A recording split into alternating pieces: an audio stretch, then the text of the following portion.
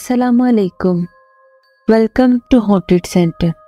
आइए सुनते हैं शहंशाह औरंगज़ेब आलमगीर के दौर की कहानी, जिसमें एक हिंदुस्तानी औरत ने मरने से पहले एक ख़ास वसीयत की और वो वसीयत 300 साल बाद उसके बेटे ने पूरी की। लेकिन सवाल ये है कि 300 साल बाद उसका बेटा इस दुनिया में कैसे आया। आइए बढ़ते हैं अपनी कहानी की तरफ। मैं आगरा से सिकंदरा जा रहा था। मेरे दोस्त डॉक्टर वसीम और पुराना मुलाजिम करीम मेरे साथ थे। हमारी मोटर सिकंदरा के करीब एक कब्रिस्तान से होकर गुजरी। कब्रिस्तान सड़क की तरफ तकरीबन फरलांग तक फैला हुआ था। शिकस्ता कब्रों के दर्दनाक मंजर से मुतासिर होकर मैं उदास बैठा था। मुझे एक दफ़ा इस कब्रिस्तान में एक अजीब वाक़या पेश आया। करीम ने यकायक मेरी तरफ देखकर कहा। वसीम किसी गहरी सोच में था। चौकन्ना होकर बोला, क्या कहा करीम? करीम कहने लगा, मैं यहाँ करीब ही एक छोटे गांव में रहता था। यहाँ किसी ज़माने में शाही कब्रिस्तान था। इसके इस सिरे पर एक बातूनी फ़कीर रहता था। गांव के अक्सर लड़के इससे कहानियां सुनते। एक दफ़ा मैं भी अपने दोस्तों के साथ शाम के बाद इससे कहानियां सुनने चला गया। कहानियों में हमें बहुत देर हो गई। मेरे दोस्तों ने कहा कि रात यहीं बसर की जाए। सर्दी शिद्दत से पड़ रही थी। हम लोग एक झोंपड़ी में चले गए और आग जला के उसके करीब बैठ गए। आग के धुएंधार ईंधन से आंखें न खुलती थीं। कब्रिस्तान की जहर आलूद फिजा कोठरी के अंदर भी असरअंदाज हो रही थी। मैं कंबल में मुंह लपेटकर सो गया। आधी रात को आंख खुली तो एक ऐसी पुरहोल और लर्जा खेज आवाज सुनाई दी कि मेरी रूह तक कांप गई। कोई मरीज कररा रहा था या कोई जानदार दम तोड़ रहा था। ये आवाज कब्रिस्तान से आ रही थी। मैंने कांपते हाथों से अपने साथियों को जगाया। सब के सब इस लर्जा खेज आवाज को सुनकर दहल गए। इस कब्रनुमा तारीक कोठरी की दीवारों से सर्दी फूट रही थी। हमारे दिल सीनों में बेचैनी से धड़कने लगे। गोरकन कोने में गरम गद्दे के बिस्तर पर सो रहा था। हमने इसे बामुश्किल जगाया। हमने पूछा, ये आवाज कैसी है? इसने जवाब दिया, इसकी तरफ बिल्कुल ख्याल न करो। ऐसी आवाजें कब्रिस्तान से आती रहती हैं। ये किसी गुनहगार रूह को अजाब हो रहा है। इस बात से हमारी नींद गायब हो गई। सुबह होने पर आवाज बंद हो गई। उजाला होते ही हम सब वहां से भाग गए। ये सुनकर वसीम ने एक जोरदार कहका लगाया। गोरकन तबका भी लोगों की दिलचस्पी बढ़ाने के लिए कैसी मनगढ़ंत कहानियां सुनाते हैं। ऐसे वीरान मकामात पर तो रात को अक्सर बंदर वगैरह फिरते रहते हैं, जिनकी आवाज से ये लोग दूसरे लोगों को डराकर मजे लेते हैं। करीम ने मुख्तलिफ दलीलें पेश करके वसीम को कायल करने की कोशिश की, लेकिन इसकी राय न बदली। मैं भी करीम का हमख्याल था, इसलिए मैंने इसकी तायद की। आखिरकार ये तय पाया कि कल हम लोग भी तजर्बे के लिए इस पुराने कब्रिस्तान में रात बसर करेंगे। दूसरे दिन शाम के वक्त हम लोग कब्रिस्तान की तरफ रवाना हुए। कब्रिस्तान शहंशाह अकबर के मकबरे से मील भर के फासले पर था और किसी ज़माने में इससे बिल्कुल जुड़ा हुआ था। वहाँ हमें कब्रिस्तान का बूढ़ा दरवेश मिला। इससे हमने इस कब्रिस्तान के मुतल्लिक बहुत सी मालूमात ली। हमने इसे इनाम देकर इस बात पर राज़ी कर लिया कि आज की रात हमें अपनी कोठरी में जगह दे और खुद किसी दूसरी जगह रात बसर करे। वो मान गया। उसके जाने के बाद करीम ने कोठरी साफ की और एक तरफ सफ पर हमारे बिस्तर लगा दिए। फिजा का नासाज मौसम था। हवा में बेगुली और फिजा में एक दर्द अंगेज थरथराहट थी। रात की सुनसान तारीकी में दरख्तों की बरहना शाखों से रह रहकर एक हुक सी उठती थी। दिए की रोशनी कोठड़ी की स्याह दीवारों में जज्ब होकर रह गई थी। ہم چپ چاپ دم سادے ہوئے بستروں میں پڑے تھے۔ آدھی رات کے قریب ایک خوفناک آواز نے ہمیں خوفزدہ کر دیا۔ ایسا لگتا تھا فرشتہ اجل کے پھٹکارنے کی آواز ہے یا داروغے جہنم کے ان کوڑوں کی جو کسی گنہگار روح پر برسائے جا رہے تھے۔ کریم اور مجھ پر خوف و ہراس طاری تھا، مگر وسیم بجائے خوف کے تعجب کا شکار تھا۔ وہ جھٹ اٹھا اور ٹارچ ہاتھ میں لے کر باہر نکل گیا۔ ہم نے اسے باہر جاتے ہوئے دیکھا، مگر اس کے پیچھے جانے کی جرت نہ ہو سکی۔ تھوڑی دیر بعد وہ واپس آیا اور کونے سے قبریں کھودنے والی کدال اٹھا کر دوبارہ باہر جانے لگا۔ ہم نے اسے بہت روکنا چاہا، لیکن وہ ضدی انسان راز کی تہہ تک پہنچنے پر تلا ہوا تھا۔ بے پرواہی سے کہنے لگا، میری فکر مت کرو، میں لاشوں کی صحبت میں بیٹھنے کا عادی ہوں۔ میں نے کدال کی طرف اشارہ کرتے ہوئے کہا، اس کام کے لیے یہ وقت موزوں نہیں ہے، صبح دیکھا جائے گا۔ مگر وہ روکنے پر بھی نہ رکا۔ آخر کار کریم بھی ساتھ چلنے کو تیار ہو گیا۔ میرے لیے تنہا یہاں رہنا دشوار تھا، سو میں بھی ان کے ساتھ چل دیا۔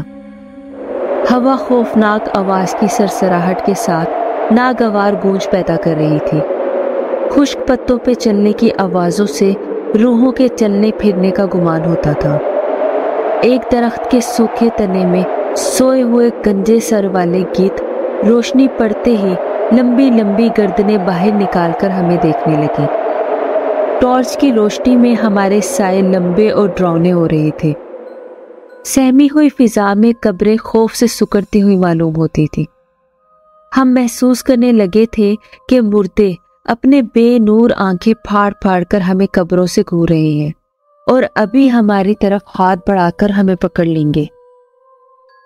اس تکلیف دہ خیال کے زیر اثر میں اپنے سائے سے ڈر کر اچھلنے لگا، مگر آفرین ہے وسیم پر، وہ جانتا بھی نہ تھا کہ ڈر کس کو کہتے ہیں۔ وہ قبروں کو رونتا ہوا ایک پرانی قبر پر جا کھڑا ہوا۔ یہ آواز اسی قبر سے آ رہی ہے۔ وسیم اسے کھودنے کی فکر کرنے لگا۔ بہت جلد اسے محسوس ہوا یہ قبر جو بظاہر پھٹ کر شہد کے چھتے کی طرح کھوکھلی ہو رہی ہے، دراصل بہت مضبوط ہے۔ وہ جھاڑی کی سوکھی شاخیں ہٹا کر قبر کا کوئی حصہ تلاش کرنے لگا۔ یکا یک اس کا پاؤں جھاڑی کے قریب ایک گڑھے میں جا گرا۔ اسے ٹارچ سے دیکھا تو یہ ایک سوراخ تھا۔ وسیم اس سوراخ کو تیزی سے کھودنے لگا۔ کدال کی ضرب پڑتے ہی وہ آواز یکدم بند ہو گئی، مگر دھن کا پکا وسیم اپنے کام میں مصروف رہا۔ کریم ٹارچ لیے کھڑا تھا اور میں سوراخ سے نکلتی ہوئی مٹی کو کانپتے ہوئے ہاتھوں سے پرے پھینک کر جگہ کو صاف کر رہا تھا۔ 1 گھنٹے میں اس نے قبر کی داہنی طرف اکھیڑ کر رکھ دی۔ اس کے بعد پوری طاقت سے تعویذ کا خول اکھاڑ کر پرے دھکیل دیا۔ اب قبر ہمارے سامنے بالکل کھلی پڑی تھی۔ اف! اس دردناک نظارے نے ہمارے دل تڑپا دیے۔ قبر میں لاش کے قریب ایک نوزائیدہ بچہ پڑا ہوا تھا۔ قبر میں مردے کا تمام جسم مٹی ہو رہا تھا۔ بچے کی شکل نہایت مکروہ تھی۔ بے اختیار میرے منہ سے چیخ نکلی اور کریم بھی بھوت بھوت کہہ کر پیچھے ہٹنے لگا، لیکن وسیم نے بچے کو اپنے بازو میں لے لیا اور کوٹھری میں آ گیا۔ دیے کی مسلسل روشنی سے گھبرا کر بچہ رونے لگا۔ اس کی بھیانک آواز کوٹھری کی دھندلی دیواروں سے ٹکرانے لگی۔ اف! یہ وہی آواز تھی جو قبر کی تہہ سے سنائی دیتی تھی۔ اس آواز میں اتنی خوفناکی تھی کہ خدا کی پناہ، ایک ننھے منھے بچے کی آواز کہیں نہ جا سکتی تھی۔ وسیم بھی پل بھر کے لیے بوکھلا گیا تھا، لیکن فوراً ہی اس نے اپنے حواس درست کر کے بولا، ڈرنے کی کوئی وجہ نہیں ہے، اسے کچھ کھانے کے لیے دینا چاہیے۔ یہ کہتے ہوئے وہ مٹی کے ٹوٹے پھوٹے برتنوں میں کوئی کھانے کی چیز تلاش کرنے لگا۔ آخر کار ایک برتن میں اسے تھوڑا سا گھی مل گیا، جو اس نے بچے کو چٹایا اور بچے نے رونا بند کر دیا۔ ہم نے پوری رات جاگ کر گزاری۔ صبح سائیں کے آنے سے پہلے ہی میں اور کریم قبرستان میں گئے اور رات کی کھودی ہوئی قبر کو ٹھیک کر دیا۔ قبر کو ٹھیک کرتے ہوئے میری نظر اس قبر کی تختی پر پڑی۔ جس پر مرنے والے کا نام لکھا ہوا تھا۔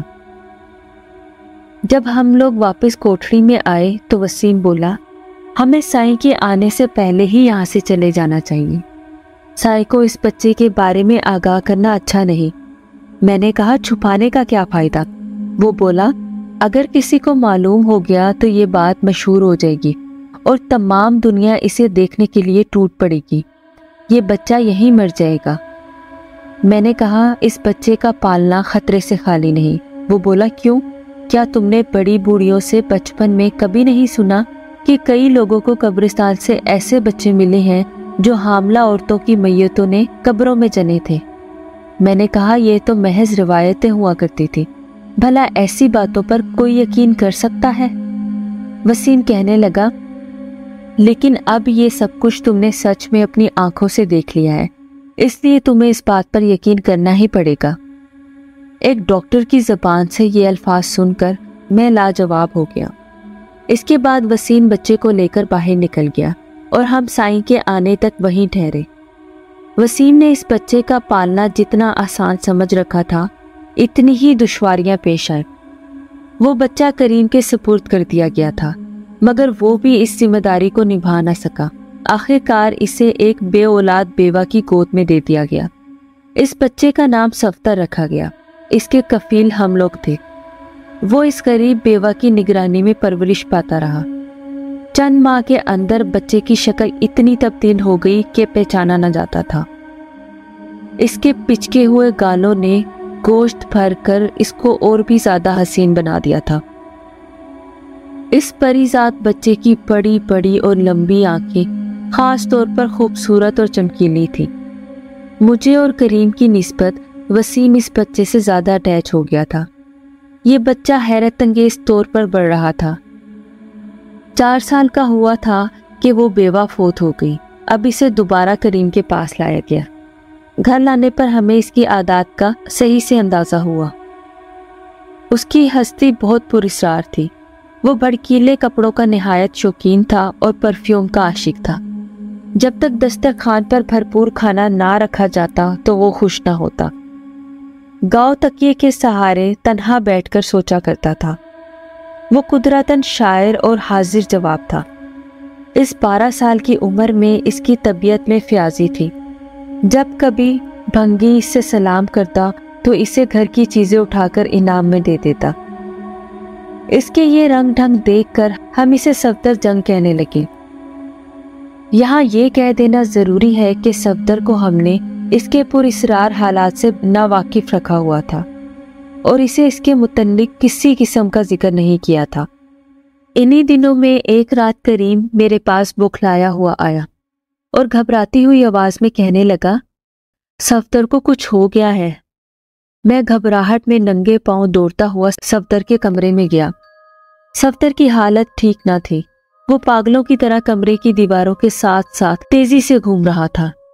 میں نے اسے پکڑنے کی کوشش کی مگر یکا یک کریم کی چیخ سن کر رک گیا۔ کریم نے کانپتے ہوئے ہاتھ سے دیوار کی طرف اشارہ کیا۔ اف! دیوار پر صفدر کے 2 سائے پڑ رہے تھے۔ دیر تک اس کی یہی حالت رہی، پھر یکدم ایک سایہ غائب ہو گیا اور صفدر بے ہوش ہو کر گر پڑا۔ صبح میں نے وسیم سے جا کر اس واقعے کا ذکر کیا اور اسے بھی بہت تعجب ہوا۔ ہم کئی دن سے اس واقعے پر غور کر رہے تھے لیکن کسی نتیجے پر نہ پہنچ سکے۔ یہ واقعہ ہفتے کی رات کا تھا۔ دوسرے ہفتے کو دوبارہ اس کی طبیعت پھر بگڑ گئی۔ اس کے سائے 2 ہو گئے اور وہ کمرے میں گھومنے لگا۔ اس کے بعد صفدر کی ہر ہفتے کی رات یہ حالت ہو جانے لگی۔ ہم نے بہتر سے بہتر علاج کروائے، عالموں کے پاس گئے، دم جھاڑے، ٹونے وغیرہ کیے لیکن کوئی فائدہ نہ ہوا۔ ایک دن وسیم میرے پاس آیا۔ اس نے مجھے عجیب خبر سنائی۔ وہ کہنے لگا کہ شہر کے مشہور رئیس کو آسیب ہو گیا ہے۔ ہر ہفتے کی رات کو اس کے 2 سائے ہو جاتے ہیں اور وہ پاگل پنے میں لکڑی کے صندوق سے ٹکرے مار مار کر بے ہوش ہو جاتا ہے۔ اس خبر نے مجھے مزید حیرت میں ڈال دیا۔ ہم دونوں اسی دن دیوان صاحب کے گھر پہنچے۔ دیوان صاحب ایک قدیم راجپوت خاندان کے آخری نام لیوا تھے۔ وسیم سے ان کی پرانی سلام دعا تھی۔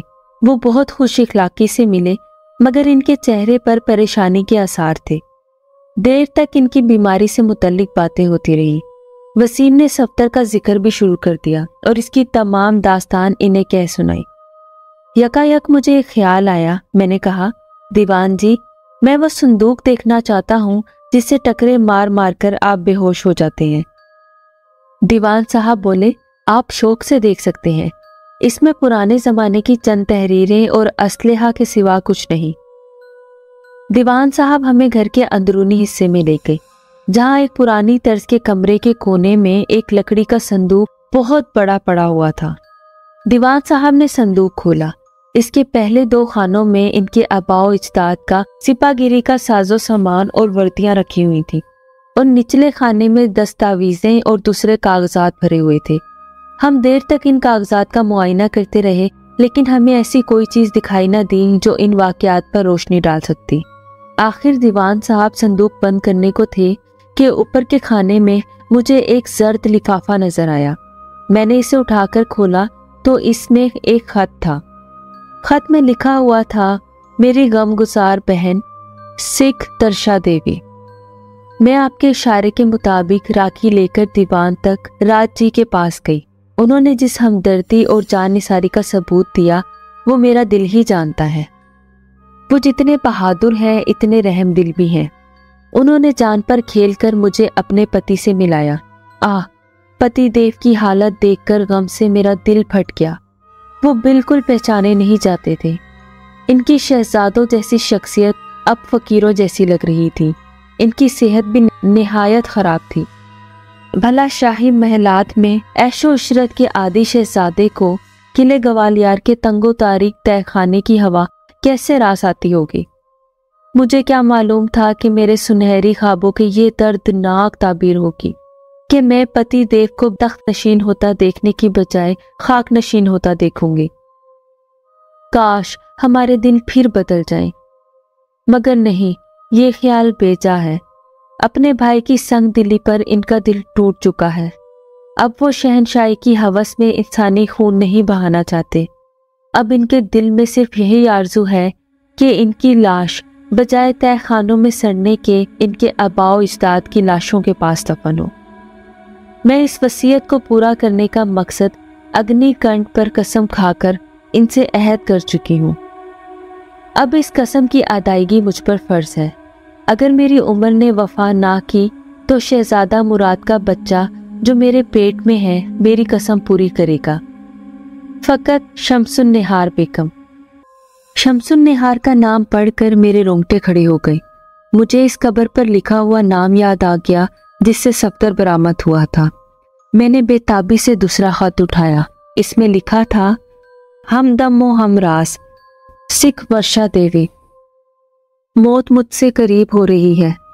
वक्त की तेज हवा मेरी जिंदगी का चिराग बुझाने की कोशिश में है। मैं अभी तक इसका सख्ती से मुकाबला कर रही हूँ। मुझे बच्चा जन्म देने का इंतजार है ताकि मैं इसे खैरो बरकत देकर दुनिया से रुखसत हो जाऊं। पैदा होने का वक्त बहुत दूर है। मौत कहाँ तक मुझसे रियायत करेगी? क्या ये बच्चा मेरे साथ ही कब्र में जाएगा और इस तरह एक हस्ती दफन हो जाएगी जिस पर एक मजलूम शहजादे की वसीयत और एक नाशाद राजपूतनी की कसम का दारोमदार था। नहीं, मेरा बच्चा नहीं मर सकता जब तक मेरी कसम पूरी ना हो, ख्वाह मेरी रूह को सख्त से सख्त अजाब ही क्यों ना भुगतना पड़े। मेरी कुव्वत इरादी इसे जिंदा रखेगी और इससे ये कसम जबरन पूरी कराएगी। इन अजीबो गरीब खतूत ने मेरे जिस्म में लर्जा तारी कर दिया था। मैंने वो खत वसीम और दीवान साहब को पढ़कर सुनाए। क्या सफदर वही बच्चा है? मैंने हैरत से कहा। वसीम ने जोरदार आवाज में कहा, यह कतन नामुमकिन है। कुछ ख्याल तो करें, ये खत आज से 300 साल पहले शहजादा मुराद की बेगम ने लिखा था। 300 साल तक इस बच्चे का कब्र में जिंदा रहना, फिर एक नौजायदा बच्चे की सूरत में कब्र से निकलना इतना ही नामुमकिन है जितना किसी मुर्दे का जी उठना। ये बात किसी रूहानी ताकत या कुव्वत इरादी से भी मुमकिन नहीं। दीवान साहब ने कहा, اول تو قبر میں بچہ ہوتا ہی کہاں ہے؟ کیا یہ کم حیرت انگیز ہے؟ یہاں ممکن اور ناممکن کا سوال ہی فضول ہے۔ جہاں تک میرا خیال ہے یہ وہی آسیب زدہ بچہ ہے جو اس خط کے لکھنے والی نے قبر میں چنا تھا۔ اب تک وہ کسی غیر مرئی قوت سے زندہ ہے۔ آپ مانے یا نہ مانے، اسی بیگم کی روح ان خطوط کو حاصل کرنے کے لیے مجھے تکلیف دیا کرتی ہے۔ وسیم لاجواب ہو کر خاموش ہو گیا۔ سرے سے ہی یہ معاملہ عقل سے باہر تھا کہ اس پر بحث کرنا سوائے اپنا دماغ خالی کرنے کے کچھ نہ تھا۔ تاہم ہماری تشویش مزید بڑھتی گئی اور ہم اسی شش و پنج میں گھر چلے آئے۔ دن گزرتے گئے۔ صفدر کو اس سائے کی تکلیف مسلسل ہو رہی تھی اور اب اس کی افسردگی حد سے بڑھ چکی تھی۔ ایک دن دیوان صاحب صفدر کو دیکھنے آئے۔ وہ بہت خوش تھے۔ جب سے وہ خط ان کے گھر سے نکلے پھر کبھی انہیں اس سائے نے تنگ نہ کیا تھا۔ ادھر صفدر ان سے کچھ کہنا چاہتا تھا مگر میرے ڈر سے نہ کہہ سکتا تھا۔ وہ اکثر میرے سامنے ایسے خیالات کا اظہار کرتا رہتا جس سے میں اسے عقل سے فارغ سمجھتا اور اسے کہنے سے روک دیتا، اور اس لیے وہ میرے سامنے ان کو نہ کہہ سکتا تھا۔ لیکن وہ آج مجھے بھی حیرت میں دیکھ کر بولنے لگا، نہ جانے کب اور کہاں میں نے ایک خواب دیکھا تھا۔ پہلے تو مجھے اس کا کچھ زیادہ احساس نہ تھا، لیکن آہستہ آہستہ یہ محسوس کرنے لگا ہوں کہ وہ خواب نہیں بلکہ حقیقت تھی۔ میں نے یہ وہم دور کرنے کی بہت کوشش کی، لیکن بجائے دور ہونے کے وہ وہم زیادہ مضبوط ہو رہا ہے۔ مجھے خوف ہے کہ میں کہیں پاگل نہ ہو جاؤں۔ وہ کسی گہری سوچ میں پڑ گیا۔ کچھ دیر کے بعد اس نے کہا، خواب میں نے دیکھا کہ میں ایک تنگ و تاریک کمرے میں موجود ہوں، جس کے درمیان ایک حوض میں الاؤ جل رہا تھا اور آگ کے بڑے بڑے انگارے دہک رہے تھے۔ آگ کے قریب ایک عورت کھڑی تھی اور اس کے سامنے ایک لمبی لمبی آنکھوں والا نوجوان افسردہ شکل بنائے کھڑا تھا۔ عورت کہہ رہی تھی کہ اگر ان کی سازش کامیاب ہو گئی تو اسے بہت جلد رہائی مل جائے گی۔ مرد کہنے لگا، اورنگزیب عالمگیر کوئی معمولی انسان نہیں، اس کے سامنے سازشوں کی کچھ حقیقت نہیں۔ پربھا اور اورنگزیب کے نام پر ہمارے کان کھڑے ہو گئے۔ صفدر اپنی بات جاری رکھے ہوئے تھا۔ آدمی نے کہا، اس معاملے میں تم بالکل حصہ نہ لو، کہیں تم پر کوئی مصیبت نازل نہ ہو جائے۔ میری رہائی کی کوئی امید نہیں۔ اب میرے دل میں صرف ایک ہی حسرت ہے کہ مرنے کے بعد میری لاش اس گرد و نواح میں نہ رہے بلکہ میرے خاندان کے افراد کے پہلو میں دفن ہو۔ یہ دل شکن باتیں سن کر وہ عورت رونے لگی۔ مرد پھر سے بولا، پربھا، رو دھو کر مجھے بزدل نہ بناؤ بلکہ میری ہمت بندھاؤ۔ اگر ہو سکے اپنی راجپوتی شان کے مطابق وعدہ کرو کہ میری آخری آرزو پوری کرنے کی کوشش کرو گے۔ یہ سنتے ہی عورت فوراً آنسو پوچھ کر تن کر کھڑی ہو گئی۔ اس نے سنجیدگی سے اس جلدی ہوئی آگ کی طرف اشارہ کر کے جواب دیا، بحیثیت ایک راجپوت عورت کے اس اگنی کنٹ پر حلف اٹھا کر کہتی ہوں کہ اگر خدا نہ خواستہ کوئی ایسی ویسی بات ہو گئی تو میں آپ کو ضرور آپ کی شان کے مطابق شاہی قبرستان میں پہنچا کر ہی چین لوں گی۔ اگر میں مر گئی تو یہ بچہ جو اس وقت میرے پیٹ میں ہے میری قسم کو پورا کرے گا۔ جس وقت وہ عورت قسم کھا رہی تھی مجھے ایسا محسوس ہو رہا تھا کہ جو الفاظ وہ عورت کہہ رہی ہے وہی حرف بہ حرف میں دہرا رہا ہوں، یا دوسرے لفظوں میں نے بھی وہی قسم اٹھائی۔ اس کے بعد کے حالات کا مجھے کچھ معلوم نہیں، البتہ روز بہ روز میری بے قراری بڑھ رہی ہے اور میں ہر وقت انہی خیالات میں غرق رہتا ہوں۔ دوسرے دن دیوان صاحب نے مجھے اور وسیم کو بلاوا بھیجا اور کہنے لگے، میں دعوے سے کہتا ہوں کہ صفدر وہی پراسرار بچہ ہے جس کا ذکر شہزادہ مراد کی بیگم نے اس خط میں کیا تھا، اور اس لڑکے کی باتوں سے صاف ظاہر ہے کہ اس کی روح بیدار ہے اور کسی پراسرار دنیا میں اس قسم کی ادائیگی کا اقرار کر چکی ہے۔ وسیم کہنے لگا، اتنی صدیوں کے بعد ایک گمنام لاش کی جستجو کتنی عجیب بات ہے۔ दीवान साहब बोले, तुम्हें कसम की अदायगी या इससे क्या गर्ज? लड़के को सिर्फ इस ख्याल से वहां ले जाना चाहिए कि शायद इस सरजमीन पर इसके कदम पड़ने से एक बेचैन रूह को सुकून हो जाए और वो इसे छोड़ दे। इन पे दर पे इंकशाफात ने हमें चक्कर में डाल रखा था, इसलिए दीवान साहब के कहने पर हम सफदर को सैर के बहाने ग्वालियर ले गए। ग्वालियर पहुंचकर दूसरे दिन हम किला देखने गए। ज़माने कदीम की सन्नतों अजायबात देखते हुए इस अजीमुशान दमदमे पर चढ़ गए जहां शाही महलात थे। वहां एक मजबूत किस्म का बूढ़ा चौकीदार हमें मिला। ये शख्स बिल्कुल गंवार था। इसने एक खास अंदाज से तनकर हमें सलाम किया, फिर हाथ से हमें पीछे आने का इशारा करके आगे चल दिया। वो कई सीढ़ियां और भूल भुलैया तय करता हुआ हमें एक बहुत बड़े सहन में ले गया, जिसके इर्द गिर्द बड़े बड़े दालान मूर्ति नुमा सतूनों पर खड़े थे। चौकीदार ने अपनी फटी हुई जेब से एक सर्द रंग का पोसीदा कागज निकाला और इसे देखकर कहने लगा, ये वो जगह है जहां औरंगजेब ने 55 राजे एक लंबे अरसे तक कैद रखे। आखिरकार श्री गोबंद जी महाराज ने इन्हें रिहाई दिलाई। इसके बाद वो वापस लौटा और शान से हमारे आगे चलने लगा, गोया कि ये आलीशान किला इसके बाप दादा की मलकियत है। वो बेशुमार जीने उतरता हुआ हमें एक तहखाने में ले गया। इस अंधेरे कूप में हम बहुत घबराए, मगर बूढ़े चौकीदार ने लैंप रोशन कर दिया। गंवार चौकीदार ने झट जर्द कागज जेब से निकाला और पढ़कर कहने लगा, इस तहखाने में मुजरिमों को कैद किया जाता था। हम चौकीदार की बातें सुन रहे थे और सफदर पागलों की तरह चक्कर लगाने में मसरूफ था। मालूम होता था वो किसी की तलाश में है। कुछ देर बाद वो खामोशी से सतून की टेक लेकर सोचने लगा, फिर चौकीदार से कहने लगा, तुम्हारा नाम क्या है और तुम कब से यहाँ मुलाजिम हो? बूढ़े ने झट जेब से जर्द कागज निकालकर देखा और जवाब दिया, हमारा नाम धर्मदेव वल्द शंकर देव वल्द गोपामल देव वल्द सर्जन देव वल्द धन देव वल्द श्रीनाथ देव है। हम पुश्तों से इस किले के मुहाफिज हैं। बूढ़े की जबान से एक ही सांस में देवों का शजरा नसब सुनकर हमें बेख्तियार हंसी आ गई। सफदर भी मुस्कुरा दिया।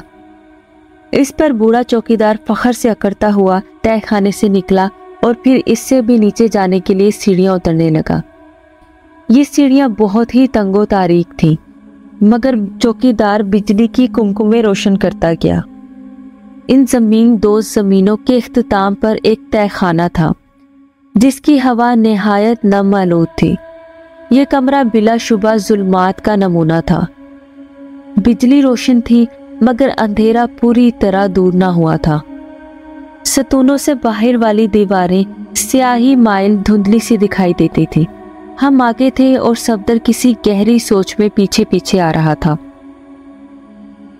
तहखाना भी हूबहू ऊपर वाले तहखाने का नक्शा था, अलबत्ता यहाँ एक चीज का इजाफा था। तहखाने के ऐन दरमियान कोई 4-5 फुट का गहरा हौज बना हुआ था। चौकीदार कागज देखकर कहने लगा, साहिबान, ये वो तहखाना है जहां औरंगजेब बादशाह ने अपने भाई शहजादा मुराद को कैद कर रखा था। इस हौज को अग्निकंड कहते हैं। जो ही बूढ़े की जबान से ये अल्फाज निकले, सफदर हमें धकेलता हुआ आगे बढ़ा और बेतहाशा चीखें मारकर इस हौज में कूद गया और सिसकियां भरते हुए कहने लगा, ये वही जगह है और यही अग्निकंड है जहां ख्वाब में मैंने एक औरत को कसम उठाते देखा था। बहुत देर तक वो इस तहखाने में दीवानावार फिरता रहा। आखिरकार बड़ी मुश्किल से इसे समझा बुझाकर हम डेरे वापस लाए। ग्वालियर आए हमें 3 दिन गुजर चुके थे। हफ्ते की रात थी। यकायक करीम ने हमें जगाकर इतला दी कि सफदर गायब है। इस खबर से हमें सख्त परेशानी हुई। हमें खतरा था कि वो किसी नई मुसीबत का शिकार न हो जाए। हमें यकीन था कि वो जरूर किले की तरफ गया होगा। चनाचा हम लोग इसी वक्त तेज रफ्तारी से इसके ताक़ुब में निकल पड़े। ग्वालियर गेट के करीब हमें एक साया दिखाई दिया। یہ صفدر تھا جو اندھا دھند قلعے کے صدر دروازے کی طرف جا رہا تھا۔ وسیم نے کہا کہ اس کے کسی کام میں دخل نہ دیا جائے اور چپ چاپ اس کا تعاقب کر کے دیکھیں کہ وہ کرتا کیا ہے۔ دروازے کے قریب پہنچ کر ہمیں انتہائی تعجب ہوا کیونکہ قلعے کے صدر دروازے کی کھڑکی کھلی ہوئی تھی۔ صفدر اس کھڑکی کی راہ سے اندر داخل ہو گیا۔ ہم بھی دبے پاؤں دروازے کے قریب گئے۔ کھڑکی سے جھانک کر دیکھا تو ایک عجیب نظارہ دکھائی دیا۔ بوڑھا چوکیدار ہاتھ میں زرد کاغذ پکڑے دیوار کی طرف منہ کیے کھڑا تھا۔ دیوار پر اس کے 2 سائے پڑ رہے تھے۔ وہ دیوانوں کی طرح اس سایوں سے باتیں کر رہا تھا۔ چاند اس وقت پورا چمک رہا تھا اور سامنے بہت اونچے پہاڑ پر قلعہ گوالیار تھا۔ صفدر قلعہ کی سڑک پر دیوانہ وار دوڑتا ہوا جا رہا تھا۔ معلوم ہوتا تھا کہ اس کے دل میں آرزوؤں کا خوفناک شعلہ بھڑک رہا ہے۔ وہ پاگلوں کی طرح بڑھتا جا رہا تھا۔ پھر وہ مہاتما جین کی مورتی کے سامنے ہاتھ جوڑ کر کھڑا ہو گیا۔ یکا یک ایک بگولا اٹھا جو کالی دراڑوں اور ویران کھنڈروں سے دردناک آواز پیدا کرتا ہوا چٹانوں سے ٹکرانے لگا۔ ایسا معلوم ہوا کہ جین کی عظیم مورتی جس کے پاؤں تخت میں اور سر آسمان سے چھو رہا تھا کانپ رہی ہے۔ اس کی گیان دھیان میں مگن اور آسمانی اسرار سے واقف آنکھیں اس پر گڑی ہیں۔ اس کے مقدس لبوں کو جنبش ہو رہی ہے۔ عین اسی وقت کالے بادل چھا گئے۔ صفدر پھر سے آگے بڑھا۔ اب وہ پرسکون نظر آ رہا تھا اور وہ ہماری موجودگی سے آگاہ ہو چکا تھا۔ دمدمے کی سیڑھیوں پر چڑھ کر اب وہ محلات کی طرف بڑھ رہا تھا۔ محلات تک پہنچ کر وہ زمین دوست تہہ خانے میں اتر گیا۔ ہم اس کے پیچھے پیچھے تھے۔ اس تہہ خانے میں داخل ہوتے ہی وہی پراسرار سایہ سامنے کی دیوار پر نمودار ہو گیا، مگر اب وہ صفدر کے سائے کے قریب نہ تھا بلکہ ذرا فاصلے پر تھا۔ سایہ اس انداز سے ہل رہا تھا جیسے صفدر کی کوششوں پر خوشی سے مسرت سے کانپ رہا ہو۔ صفدر اگنی کنڈ کے قریب جا کر ہمیں مخاطب کر کے کہنے لگا، آج مجھے مہاتما جین نے عجیب راز بتایا ہے۔ میں آپ لوگوں کو اس مقدس اگنی کا واسطہ دے کر پوچھتا ہوں کہ مجھے بتاؤ کہ میں کس کا بیٹا ہوں۔ سنسان رات کے وحشت خیز سناٹے اور خوفناک تہہ خانے کی پرہول فضا میں جبکہ کئی صدیوں کی ایک بے چین روح اپنا سیاہ فوٹو سامنے والی دھندلی دیوار پر کھینچ رہی تھی، ہم اس واقعے کو صفدر سے نہ چھپا سکے۔ اگر ہم غلط بیانی کرتے تو شاید یہ عکس ہم پر جھپٹ پڑتا۔ محرابوں میں سے ستونوں کے بھدے سائے دیواروں پر اس طرح پڑنے لگے جیسے آہنی کڑوں کے ساتھ انسانی دھڑ لٹک رہے ہوں۔ ہم نے کانپتے ہوئے اس کے قبر سے برآمد ہونے کے علاوہ پرانی تحریروں کے متعلق بھی سب کچھ بتا دیا جو وہ نہایت حیرت سے سنتا جا رہا تھا۔ جب ہم یہ ذکر کر چکے تو وہ چکنا ہو کر کہنے لگا، آپ نے بھی کچھ سنا؟ ہم نے تو نفی میں جواب دیا مگر کریم تھر تھراتے ہوئے بولا، ہاں میں نے سنا ہے۔ ابھی یہ بات اس کے منہ سے نکلی ہی تھی کہ یکا یک ایک دل دہلا دینے والی ڈراؤنی آواز سنائی دی۔ ہمارا دل دھک دھک کرنے لگا۔ اوف، خدا کی پناہ! یہ آواز ہڈیوں کی کھڑکھڑاہٹ تھی جو ایک تاریک کونے سے سنائی دے رہی تھی۔ میری روح کھینچ کر آنکھوں میں آ گئی۔ میں ٹکٹکی باندھ کر اس کونے کی طرف دیکھنے لگا۔ میرا خیال تھا کہ ابھی ایک ہڈیوں کا ڈھانچہ ہمارے سامنے آ کر کھڑا ہوگا، مگر خدا کا شکر ہے کہ ایسا نہ ہوا۔ البتہ وہ دل خراش کھڑکھڑاہٹ تھوڑے تھوڑے وقفے کے بعد بدستور آ رہی تھی۔ صفدر بالکل بے خوف و ہراس اس دیوار سے کان لگا کر اس آواز کو سن رہا تھا۔ آخر کار اس نے کہا، ضرور اس جگہ کہیں میرے باپ کی ہڈیاں دفن ہیں۔ دیوار کے پیچھے ٹھوس پہاڑ تھا۔ اس دیوار کا درمیانی حصہ بچا کر دیکھنے سے کھوکھلا معلوم ہوتا تھا۔ صفدر نے کریم سے اس کا شکاری چاقو لے کر پتھریلی دیوار کھودنا شروع کی اور گھنٹہ بھر کی لگاتار کوشش سے ایک پتھریلی اینٹ نکالنے میں کامیاب ہو گیا۔ اس کے بعد وہ اس سوراخ میں ہاتھ ڈال کر اینٹوں کو زور زور سے اکھاڑنے لگا۔ اس کا خیال صحیح نکلا تھا۔ یہاں کسی زمانے میں ایک الماری بنی ہوئی تھی۔ جب دیوار میں کافی سوراخ ہو گیا تو ہم بھی اس کام میں اس کا ہاتھ بٹانے لگے اور مسلسل محنت کے بعد ہم نے وہ چنی ہوئی ڈاٹ پوری کھول کے رکھ دی۔ یہ ایک الماری کا خانہ تھا جس میں انسانی ہڈیوں کا ایک ڈھانچہ تھا۔ صفدر اس ڈھانچے کے قریب بیٹھ کر دعا کرنے لگا۔ ہم بھی اس کے ساتھ دعا میں شامل تھے، گویا یہ ایک بد نصیب تاجدار کی نماز جنازہ تھی جو 3 صدیوں کے بعد 4 آدمیوں نے پاتال کی گہرائیوں میں نہایت بے سر و سامانی سے ادا کی۔ دعا کے بعد وہ ہڈیوں کو بوسہ دے کر اٹھا اور کہنے لگا، اب ان مقدس ہڈیوں کو یہاں سے کس طرح لے جائیں؟ کریم نے اپنا کمبل زمین پر پھیلا دیا جس میں سب ہڈیاں اکٹھی کر کے باندھ لی گئیں۔ ہم تہہ خانے سے نکل کر تمام پہاڑی راستہ عبور کر کے نیچے صدر دروازے کے قریب پہنچے۔ بوڑھا چوکیدار ابھی بھی اسی طرح سایوں سے باتیں کر رہا تھا۔ ہم چپ چاپ باہر نکل آئے۔ اس واقعے کے بعد دوسرے دن ہم پھر ایک دفعہ سکندرا آئے، کیونکہ اس فقیر کی مدد سے ان ہڈیوں کو وہاں ٹھکانے لگانا آسان تھا۔ چنانچہ ایسا ہوا۔ رات کے وقت جبکہ آسمان تاریک بادلوں سے گھرا ہوا تھا، ایسا معلوم ہوتا تھا کہ صدیوں سے محو آرام شاہی خاندان کی روحیں اپنے ایک فرد کی آمد کے انتظار میں شوق سے پرانی قبروں سے نکل کر جھانک رہی ہیں۔ ہم ان ہڈیوں کو کفن میں باندھ کر وہاں لے گئے۔ بوڑھا فقیر اور کریم ہمارا انتظار کر رہے تھے۔ انہوں نے قبرستان میں گڑھا کھود رکھا تھا جہاں اس تاجدار کی پامال شدہ ہڈیوں کو دبا دیا گیا۔ صفدر نے اپنی ماں کی شکستہ قبر بھی دیکھی۔ اس کی حالت دیکھ کر وہ بہت دکھی ہوا۔ میں نے فوراً اس کی مرمت کا انتظام کر دیا۔ دوسرے دن شام تک مرمت ہو گئی۔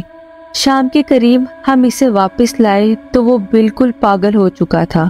اسے بڑی مشکل سے سلا دیا گیا، مگر آدھی رات کو میری آنکھ کھلی تو صفدر بستر پر موجود نہ تھا۔ میں نے بدحواسی سے وسیم اور کریم کو جگایا اور اس کی تلاش شروع کر دی۔ رات سخت اندھیری تھی۔ جھکڑ کے تھپڑے ہمیں دھکیل دھکیل کر پیچھے ہٹا رہے تھے۔ آندھی کا غبار ہمارا راستہ روکنے کے درپے تھا اور درخت غیظ و غضب سے دورے ہو کر ہمیں پکڑنے کو دوڑ رہے تھے۔ ہم اس کی تلاش میں قبرستان کی طرف روانہ تھے۔ صبح تک ہم اسے ڈھونڈتے رہے۔ صبح کے وقت ایک جھاڑی کے قریب ہمیں صفدر کے پاؤں کا ایک بوٹ ملا۔ بوٹ کو دیکھ کر ہمیں کچھ تسلی ہوئی۔ کریم کہنے لگا، وہ کہیں قریب ہی ہوگا اور ضرور اپنی ماں کی قبر پر آئے گا، یہاں اس کا انتظار کرنا چاہیے۔ اس کی ماں کی قبر دیکھ کر ہمیں بہت حیرت ہوئی۔ اس نئی بنی ہوئی قبر کے عین درمیان میں ایک لمبی لکیر نمودار ہو رہی تھی۔ ایسا معلوم ہوتا تھا کہ قبر کھل کر دوبارہ ملی ہے۔ میں گہری سوچ میں پڑ گیا۔ یکا یک میری نظر ایک عجیب چیز پر پڑی۔ انتہائی رنج و غم سے میری چیخ نکل گئی۔ سرہانے کے قریب قبر کی لکیر نما دراز سے صفدر کے کوٹ کا کونا باہر لٹک رہا تھا۔ وہ اپنی دنیا میں واپس جا چکا تھا۔ اس کے دنیا میں آنے کا مقصد اس کی ماں کی قسم کو پورا کرنا تھا، جو کہ 300 سال پہلے اس نے اپنے شوہر سے کھائی تھی۔ صفدر اپنی ماں کی قسم کو پورا کرنے اس دنیا میں آیا اور اس کے باپ کی وصیت پورا ہوتے ہی واپس اپنی ماں کے پاس چلا گیا، جہاں سے وہ ایک نوزائیدہ بچے کے روپ میں نکلا تھا۔ ایسی ہی دلچسپ اور خوفناک کہانیاں سننے کے لیے ہونٹڈ سینٹر کو سبسکرائب کریں، اور اگر آپ کو یہ 300 سال پرانی داستان پسند آئی تو پلیز اس ویڈیو کو لائک کر دیں۔ ملتے ہیں آپ سے اگلی خوفناک کہانی کے ساتھ۔ اللہ حافظ۔